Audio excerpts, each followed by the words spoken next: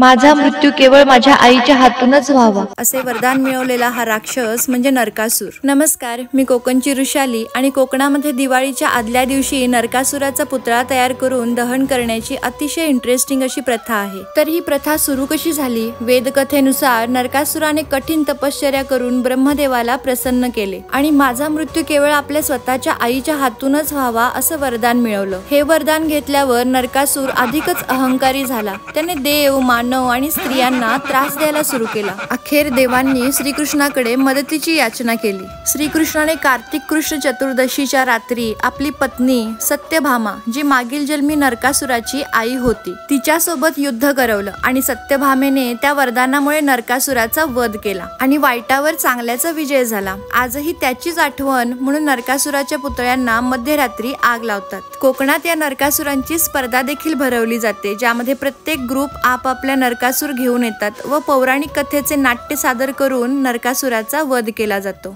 आहे ना इंटरेस्टिंग? कोकणातील अशाच इंटरेस्टिंग गोष्टी जर तुम्हाला पाहायच्या असतील तर मला फॉलो करायला अजिबात विसरू नका।